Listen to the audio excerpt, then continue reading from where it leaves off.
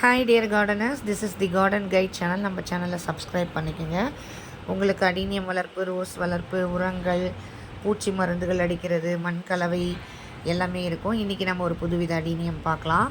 நம்ம அப்பப்போ ஆஃபன் வந்து நான் வச்சுருக்கிறதுலே பிடிச்சமானதெல்லாம் நான் போட்டுட்ருக்கேன். இப்போ இது வந்து ஒரு மாதுளம்பழம் கலரில் இருக்கக்கூடிய அந்த மாதுளம்பழம் முத்துக்கள் இருக்கு இல்லையா, அந்த கலரில் இருக்கக்கூடிய ஒரு ரெட் அடீனியம்.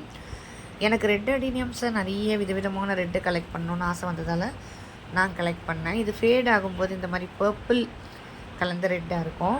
ஆனால் ஃபஸ்ட்டு பூக்கும்போது மெரூன் கலந்த ரெட்டாகவும் பிளாக் பார்டர்ஸ்லாம் இருக்கும். அதில் ஒரு பக்கம் வந்து அப்படி கருப்பு கருப்பாக தெரியும். அதை பாருங்கள், அந்த நடுவில் இருக்க பூவில் தெரியுது பாருங்கள். இந்த பக்கம் ஒரு பூவில் கூட தெரியுது பாருங்கள். அந்த மாதிரி ரொம்ப ஒரு வித்தியாசமான அழகு இதில் பாருங்கள். அந்த கை வச்சிட்ருக்கேன் இல்லையா, அந்த இடத்துல வந்து பார்த்திங்கன்னா தெரியும். அது 3வது நாள் 4வது நாள் ஆச்சுன்னா பிங்க்கு மாதிரி ஆகிடுது. கொஞ்சம் நல்லா பர்பிள் பிங்க்காக மாறுது. உள்ளே கூட இருக்குதுங்க. அது ஒரு சிறப்பு. இந்த பூவில் வந்து அது ஒரு சிறப்பு.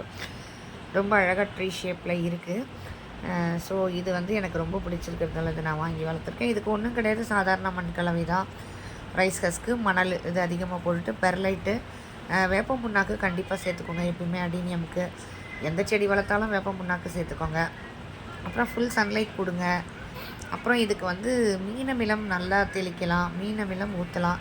ஆனால் நல்லா டைல்யூட் பண்ணி குறைவாக கொடுக்கணும், இல்லைனா செடி பாதிக்கும். அதுக்கப்புறம் வந்துட்டு நான் ஹியூமிக் ஆசிடு, சீவீடு இதெல்லாம் கொடுப்பேன். அப்புறம் என்பிகே, டிஏபி கொஞ்சம் மைன்யூட்டாக கொடுப்பேன்.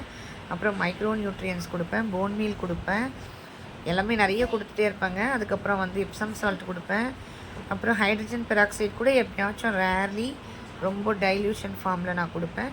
பூச்சி மருந்து வந்து நான் வேப்ப எண்ணெயை சோப்பில் கரைச்சி தெளிப்பேன். அதுக்கப்புறம் வந்து சொனாட்டா, தீட்டா, அப்புறம் கெம்மு இதெல்லாம் கூட நான் தெளிப்பேன். எக்ஸோடஸ் தெளிப்பேன். பாய் பாய்.